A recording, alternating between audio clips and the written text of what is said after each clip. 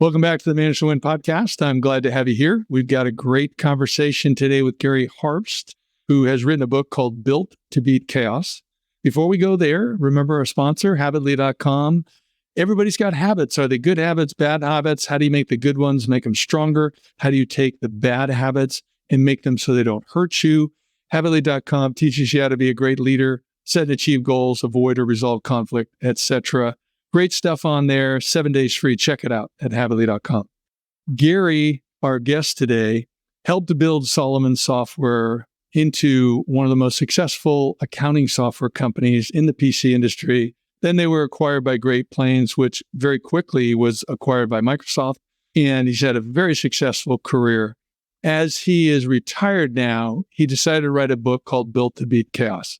And we're going to talk a little bit about the book. It's 3 simple steps that you can apply in your life to be a great leader, but also improve your personal life. I think you're going to enjoy the conversation. Let's dive in.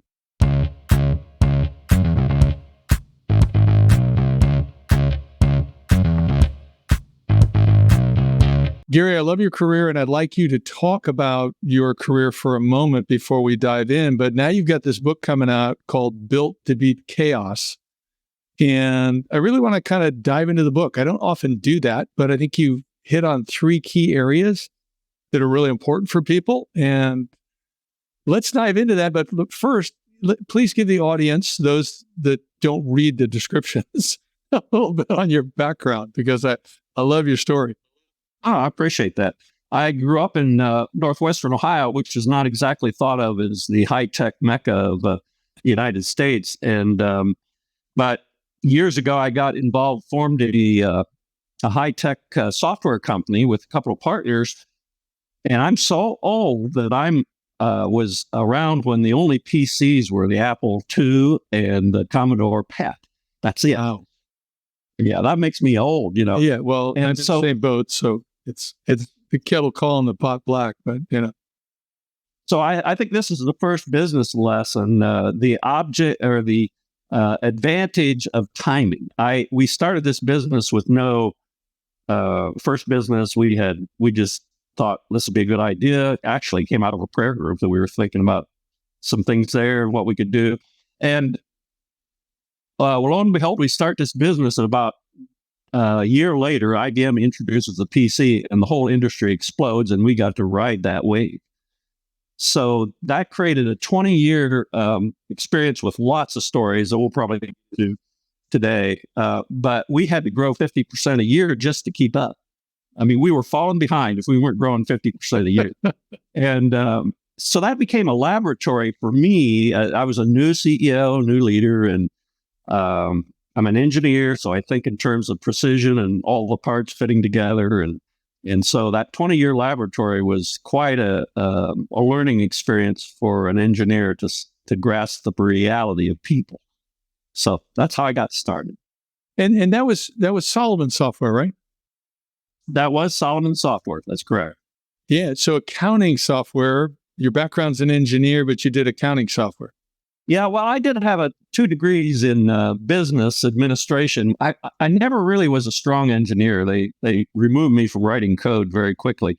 But I'm good at, we're all wired differently, and I'm good at piecing together the problem, sort of the analytical front end part. I'm not good at writing the code. And so that's been my history as scanning the environment, seeing what the connections there are, and kind of piecing together how they all fit together. So. Well, that's great. So you wrote Solomon, and then you sold that, and then there was a journey that went beyond that, wasn't there? Yeah, it was kind of an interesting story, the selling of the business. We were the last large market share. We were pretty, number 3 market share in the United States, had 60,000 clients around the world. And here in tiny Findlay, Ohio, here we have this high-tech business.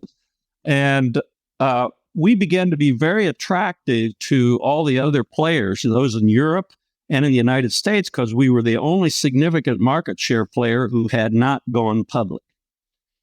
And they began coming after us and wooing us. And we ended up selling to our largest competitor, which was Great Plains, Doug Burgum, who's now the governor of South Dakota or North Dakota. And within 30 days, we were in conversation with Microsoft of rolling up that whole business and selling it to Microsoft. So here we are. They're still, I think it's the tail end of our products that we created in 1990 are just at the end of their life at Microsoft, just right about now. Wow. That's a good run. That was a good run. So, hey, I want to ask you a hiring question. So, as you know, we got connected through Pat Fitzhenry, my childhood buddy, and we did get together for lunch after you and I talked a little while ago. Had a great lunch. It was great to connect with him. I mean, I've been friends with Pat since probably kindergarten. So, and best friends for a lot of elementary school. So it was great. But he told the story of when you were Solomon and you came out and he was doing some consulting work that involved Solomon, and you guys came out and interviewed him for a job and then decided to hire him. And that must have been quite a decision for your company at that time, because, I mean, you're in Findlay, Ohio, and to come out to the wacky West Coast, or the left coast, as I call it at times, and hire this person from California. What made you feel that was the right decision? Because that sounds like that's kind of out of character coming out of Findlay, Ohio, to make that hire. And it is. And there's a lot of Pat Fitzhenry stories we could go into that you would appreciate. Yeah, it's a whole learning section, right? Yeah, it turns out in 1985. I'm really dating myself here. We had a new accounting system that we just developed, and the PC Magazine, which was the Bible in the industry back then. There were 1 million subscribers, and the industry was changing so fast. There were companies coming and going and networking. It was just chaos. And the PC Magazine came out every 2 weeks, and it was, that thick. Yeah, it was like an inch. It's what you read to try to figure out what was going on in the world. Well, they did a yearly 9-month series of the best accounting systems, and their last review was us. And the headline for that review was unbelievable. It says the most powerful accounting system on the planet, and that got published January 5th or something like that. And in 90 days, our business tripled. Wow. Yeah. Now that there's a lesson here that affected the book I just wrote, but I am going to answer how Pat tied into that. It turns out Pat Fitzhenry worked for Price Waterhouse at the time, and Price Waterhouse was the one contracted by PC Magazine to do the reviews. So Pat Fitzhenry and another fellow that were in Price Waterhouse are the ones that authored this article. And we thought, business triple, maybe we ought to have that guy in our organization. So that's how it happened. Well, it's funny because he told me that years later, you guys had some national meeting, and he got up and said something like, you had given your spiel, and then he got up to try to rev up the troops type of thing. And he started by saying something like, I'm the only guy that's doesn't work in Findlay, Ohio. I'm, 2,000, 2,500 miles away in California, and, blah, blah, blah, whatever. And then you turned around and came back up to the podium, the way Pat tells it, and said, well, actually, there is a reason why we leave Pat 2,000 miles away. Yes. Which brought down the house.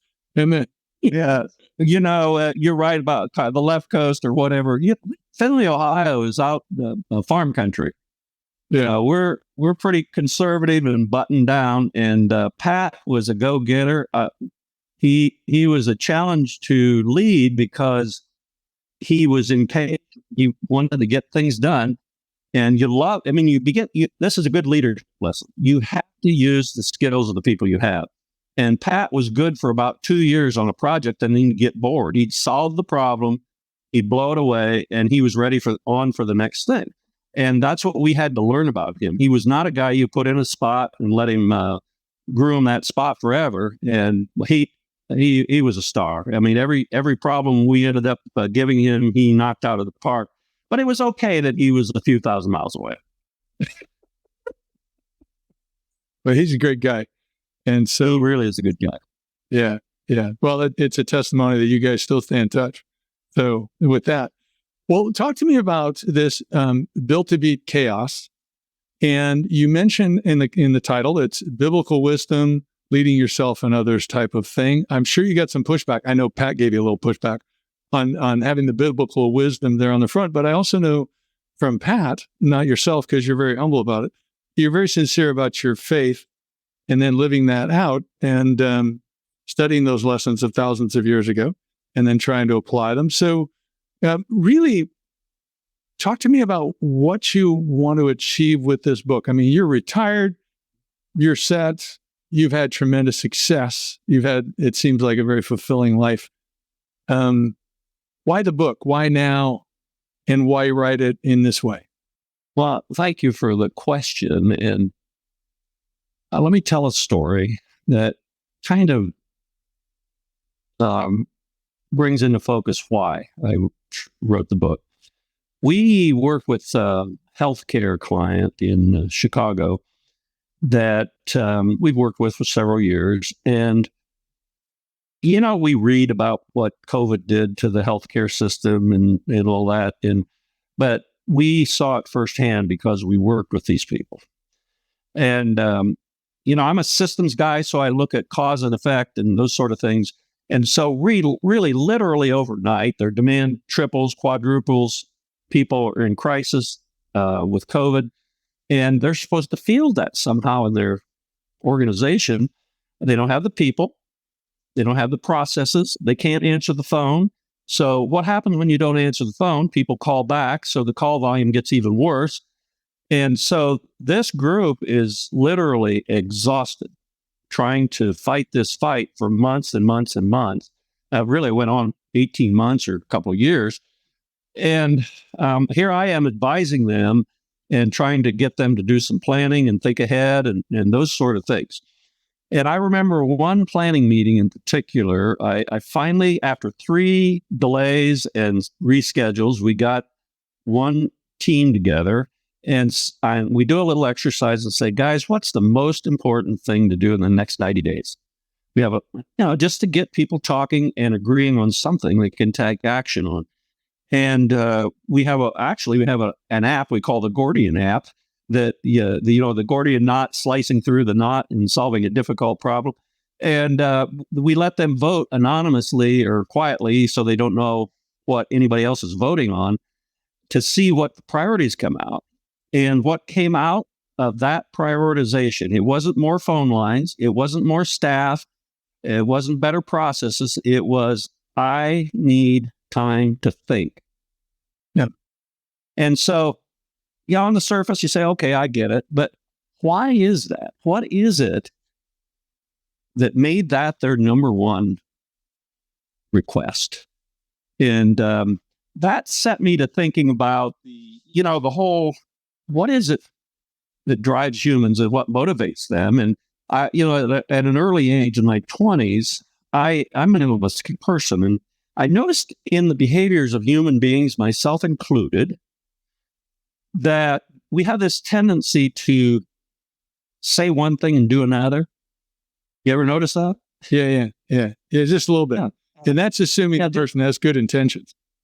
No, that's correct. So, just take New Year's resolutions. You pick it. It doesn't matter. I say I want to be fit and I don't want it, but I don't do it, but I say I want it. So I've got this double-mindedness going on. And being an analyst type person in my 20s, it really bothered me. It bothered me a lot as to why people are the way they are, and myself included. And I started reading, I'm a reader, and I started reading everything under the sun, Eastern religions. I started reading psychology, psychiatry, behavioral development, all those kinds of things. And I grew up in a conservative area that everybody goes to church here just out of habit. And finally, last thing I did is I went back to the Bible and I started reading it. I'd read it years ago and it was didn't understand it and wasn't that important to me. But when I was reading it this time, I was reading with a question in mind. Why is it I behave like this?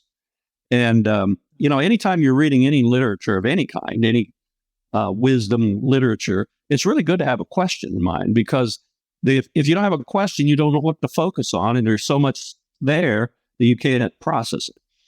And as I began to read the patterns in Scripture, the explanation of why we are designed the way we are and behave the way we are, I found answers that I didn't find anywhere else. And as an analyst and an engineer, I said, this really has the ring of truth to me. And so my journey as a business person, we started our first business about 3 years later. I've always operated under the premise that the biblical worldview, that we are created creatures and we are designed, not an accident. And therefore, when we behave strangely, like any engineer, there's a cause and an effect. And so I've always spent my life, I'm now in my 5th decade of being a CEO, and I've always spent my life studying what we're trying to do in the business, how people behave, and what the underlying principles of the Bible would teach me about how to interpret all this. So that's been a lifelong journey, and that led to this book. So what we're trying to do in the business, how people behave, and then what the Bible says about that. Yeah. Yeah. And so just to cover it, because we have people that, are people who believe in the Bible, people of other faiths, with people that are agnostic, atheists, whatever. So if is the book have a lot of biblical references, quotes that might make someone uncomfortable if that's not their particular belief system? Or is it more like, hey, this is teachings of wisdom over the past, several thousand years that you can consider type of thing? It's exactly what you said, that it's a business book. It basically is organized into 3 ideas.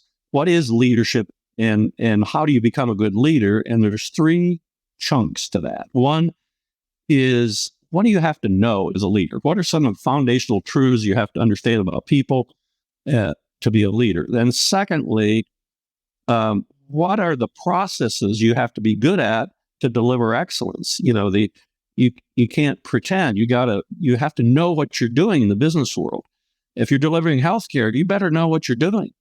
And the third component of the book is the people aspect, which is, how do you get people to work together? And by the way, this is an example of where biblical wisdom can intersect with this model. Here's the example. The Bible says that God created everything, heavens and earth and everything. And it also says that creation reveals the character of God. It reveals what he's like. So I love science. I see no conflict between the Bible and science. Not everybody would agree with me. I don't see any conflict. They're both pursuits of truth. And so what a scientist will tell you is 98% of the universe is made up of 2 atoms. Can you believe that? Of 2 what? Atoms? 2 atoms. Wow. 2? There's 110 atoms in the periodic table. Only 2 of them account for 98% of all the mass in the universe. Wow. And what are those 2? Hydrogen and helium. Wow. Now, if you're a chemist, you know that hydrogen and helium are the 2 simplest atoms. They have the least amount of electrons and the least amount of protons. Now, here's how my mind works. My mind works and says, okay, Genesis 1 says, I am created in the image of God. That's a pretty big statement. And if I'm created in the image of God and the creation tells me something about God, then I should be able to learn something about how I should work if I look at the way the universe was created. Do you follow the logic of that? I think I do. So, but keep going. Keep driving down the road. All right. So I'm sitting here thinking, okay, God decided to make this whole universe out of 2 atoms. And I look around the complexity of my office and the variety of foods and trees and animals, and I think there's an object lesson here. There's something being communicated when something so complex can be built out of something so simple. Yeah. Yeah. Okay. And I think it teaches us one of the most profound lessons of leadership that there is. And that lesson is leadership is not about the raw materials. Leadership is about how you put those raw materials together. So as a scientist, an inventor, or even a chef, it's how you work with what you've got. Now I do find it interesting too, and I'm reminded of a cord of three strands is not broken, not easily broken, that you chose three things to focus on. And why three? Why not 7, 12, 54, whatever it might be? Well, it was really just a distillation of 40 years of what I observed and in business and in life, and patterns in the Bible of things I see repeated. Saying there isn't another way to look at it. I noticed you talk about three strands in your Manage to Win model, and it turns out those three strands are really exactly parallel to these three. I mean, if you really think about how you constructed them, they parallel this very closely. So, I think that, by the way, back to sort of people who think differently, 98% of the people in the world have one of four worldviews. They either believe there is no cause, the God, there is no God, and that's, I don't know, 20% of the population, and then there's another big chunk that believes in Judeo-Christian and Muslim, and then I'm labeled. This is not fair, but I'm labeling the Eastern religions as pantheistic, that God and creation are kind of one. Everybody has some set of belief system behind who they are. Everybody. And I think we would be better as a people. We would, I listened to one of your podcasts, I think you were making the point, we got a lot in common. Even the people that are different from us, I heard you say that. And we have a lot in common. And so truth is something we could agree on, that we're all seeking truth. Is it, right? Yeah. And so that's why I can walk alongside of somebody that doesn't believe what I believe. I respect more those people who know what they believe and they're trying to practice it, because if they do that, they'll figure out what's right and what's wrong. Yeah. What's wrong with the world is people who spout what they believe and they don't do anything about it, and they will never discover what's right or wrong. Yeah. Does that make sense? Yeah. No, I like it. And for me, of course, I'm biased because of my faith, but, Rick Warren wrote the best-selling book ever of the Bible, The Purpose-Driven Life, which was, had a lot of biblical references. But if you read the reviews, there's a ton of people who applied what he taught who don't share the Christian faith, which I think is fine. I think it's great. They still read it. They found, like you just brought up, let's find where we have something in common. Let's work on what we have together and work for the common good. We don't have to agree on everything, but we can be respectful and we can come together. Well, the only way we learn from people, we learn from other people that are pursuing truth. And the only way you could say you don't want to learn is if you think you know it all. And I haven't met anybody who knows all. So I'm still learning. Yeah. Anyway. Yeah. Same thing here. So you start with what effective leaders should know, and then you build on what effective leaders should do, and then you go to what effective leaders should be. It's interesting. Why did you choose that sequence instead of starting with, here's who you need to be as a leader before you can go anywhere?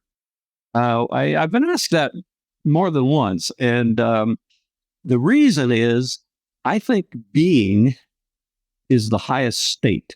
It's the identity state of what we are. And it takes the most maturity and learning to get to that state. And therefore, I think of it as emerging last. And that's why I talk about be after those other more details. And the truth is, we're all becoming. I'm in my 5th decade of CEO-ship, and I'm still becoming more different. So we're on this journey of becoming. Yeah, no, I think that's an excellent reason, because that's where, it's not like correct me if I'm wrong, but my sense from what you're saying is, I don't have to totally nail number 1 before I go to number 2, and then totally nail number 2 before I get to number 3. Number 3 is kind of part of the process, that as I'm applying this, I'm developing habits. I'm better living out what I believe is the person I want to be. Is that right? Yeah, well said. You know, they have a term for that in the software world. They call it the agile model. Have you heard that phrase? Well, walk it through for the audience. I have, but walk it through for the audience. Well, the thing that has grown up from times past is domains of knowledge like building buildings or crafting things. We learned early on that there's so much work in moving bricks that you better figure out where you want the bricks before you put them there. And so a whole construction science developed industry over centuries that says, nail down what you want, design what you want, and then build what you want. Now, we tried to apply that in the information age, starting maybe in the 40s, and it doesn't work. And the reason is in the information age, we're trying to mimic human behavior. We're not building a building. We're trying to do things that interact with humans and, the move with artificial intelligence and all that. And the reality is we're not smart enough to know what is the right thing to want, nor how to design it. And so the agile model emerged with we're better to have very short requirement cycle and design cycles, build something, see what it teaches us, and then repeat the cycle over and over and over. And what you just described about knowing and doing and being is the way life is, right? When I do something and become something, I act out of what I am, and then I see results that from my doing that changes my insight of who I want to be, and so it never stops. Yeah. And it never stops, particularly if you're open to feedback. Yeah, that's true. That's true. You're dead when it stops, to be honest. Yeah. Now, one of your, the first chapter in the second part, what effective leaders should do, talks about a habit reinforcing system. And, we have Habit Lead that does some soft skills training, and they're a sponsor, but talk to the audience about what you learned as far as reinforcing habits, because I think that's huge. Well, I want to tell you another story. Years ago, my wife and I were early in our marriage, and I married late. I didn't get married till I was 35, and my wife's younger than I am. And we decided to join Weight Watchers because we couldn't seem to get fit and stay fit. And I don't know what people know about Weight Watchers. At one time, it was a couple $1 billion organization, and they have a pretty simple model that you go and register with them. This was back before we had apps and all that kind of stuff. You go back and register, and they give you a little check sheet of saying, you really ought to drink more water and keep track of how much you're drinking, and you should do a little more exercise. And by the way, come in once a week, and we'll measure how your weight's doing. And for those who really want to get good, after you weigh yourself, go in the back room and talk to some people that are also on the program, and they can share things that are working or not. And so I was traveling a lot. We would do this, and I got amazing results. I mean, I would lose 10, 15 pounds in 3 weeks, 4 weeks if I followed that program. But after a while, we had to drive across town. We paid $15 for doing this. I said to my wife, "This is stupid. We could just go into our bathroom and weigh ourselves. And we got this little checklist. I can do that in a spreadsheet, right? And so we tried this twice. We put it up on the mirror, the little checklist and all that stuff. And you know what happened every time we did that? Nothing. We went off. Nothing. Nothing happened. That's exactly right. Nothing happened. We went off the wagon. And that taught me one of the deepest lessons about humans, that we say one thing and do another, is the only thing stupider, excuse my bluntness, the only thing more stupid for me than not being able to work out on my own is not admitting that I won't work out on my own. That's even more stupid. And so finally, my wife and I hire a coach. We pay money to have this guy tell us to do and make us do things we already know how to do. But we don't do it without it. Yeah, I think so. In some regards, that's part of what I have to do. I mean, I typically I think I always bring some insights. I think I can say that humbly. But part of it is what you're saying. I work with leaders who are struggling, and they sometimes know what to do, but they just don't do it. Well, I would say 80%. I asked one of my coaches actually today this question. I said, how many of the people we work with already know what to do? And he said, I think 80% of what we cover, they know how to, they already know they should do it, but they don't. And so the middle section of the book is, there is a complication here. I give this simple example of Weight Watchers, which involves just me. Yes. So the system for getting me to do this is relatively simple. But what happens when you've got an organization of 5 people, 10, 20, 50, 100, 1,000? All of a sudden, you've got every one of those human beings in and out of their disciplines, and the collective impact of it creates chaos in an organization. And so you're left with a huge challenge as a new leader. Remember, I told you I started I was the first employee, and we grew to 500 employees, 50% a year. And I could tell you the business didn't work at all like it did when I was 5 of us. And I had never seen a company that was 20 people. I had never seen a company that was 50 people or 100. And so by definition, our growth was always taking me into an area I didn't know what I was doing. Yeah. And so this middle section is really, it's kind of boring to read because we just extracted best practices from things like Six Sigma, the Baldrige Quality Award process, the European EFQS process, things that have been proven over the years to work.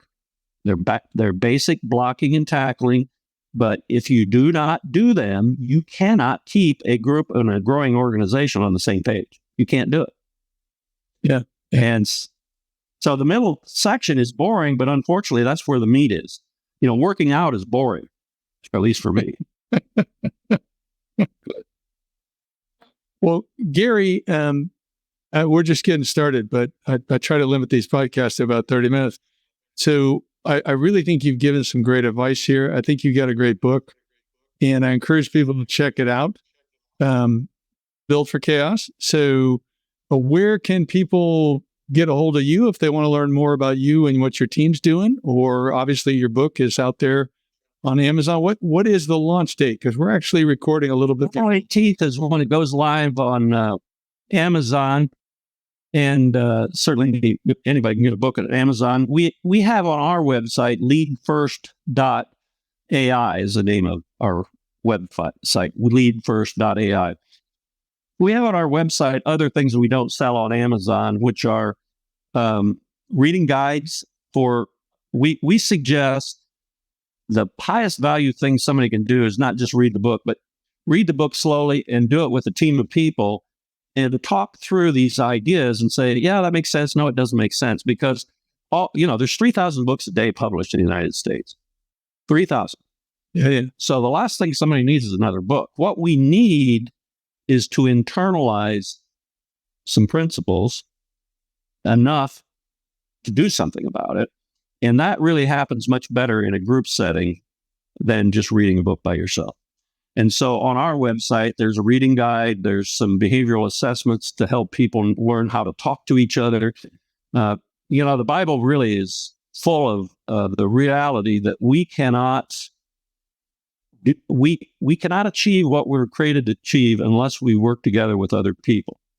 And we're not very good at working together with other people because humans are the only thing in the universe that do not obey the laws of physics. Right? I mean, I'm off on a little tangent here, but back to the creation, God created this massive universe with all these atoms and electrons, and they all obey the law of electromagnetism. And they all stay in orbit because there's a physical reason they stay in orbit. And yet here we are called to build an organization, and not one of us stays in orbit. Right? And the only way you offset that is with leadership. You have to offset the relationships with leadership, and that's the being part. How do you care for people? How do you talk to people? How do you get them to be of one mind? And so that's what's on our website, is just the beginnings of a discussion group to start that process. No, I think that's great. I think it comes down to the application. I also want to mention that my experience is that when you study leadership and you work on leadership, you also learn how to be a better individual, a parent, Amen. and spouse and friend. And so you're not one person in the workplace and somebody else in your private life, although you may have different activities and things that you do. So these, I don't really like the term soft skills, but we use it, but these habits that you were just talking about, when they get ingrained, they radically change all of your life, just not what you're doing in the workplace. And so I encourage people to check out Gary's book, Built to Beat Chaos, and check out the website. I love the fact because it really comes down to application. You brought it up with the Weight Watchers thing. It really comes to everything. We all know how to exercise, if you could say with that simple metaphor, but this is great. Thank you so much, Gary. Really enjoyed having you on the show. Well, I want to thank you, David, because everything I talked about, you're a soulmate on. I can tell from the way your site's structured and the work you had done. It's very clear you get these ideas. I'm not telling anything you don't already know. So we're on a journey together. I appreciate you creating this platform for me to speak. So thank you so much. Thank you for joining us today. I hope you enjoyed the conversation with Gary. I thought there were some great tips there for you. Everybody can come together. We can be better. He's got some great teaching here on how to be an effective leader. Check that out. Leave us a comment or a rating. Give us feedback. Send this on to someone else you want to share it with. That would be great. And we would love to hear from you. Please don't forget our sponsor, habitly.com, where you can learn the habits of highly successful people. We've got more great guests coming. Stay tuned, but bye for now.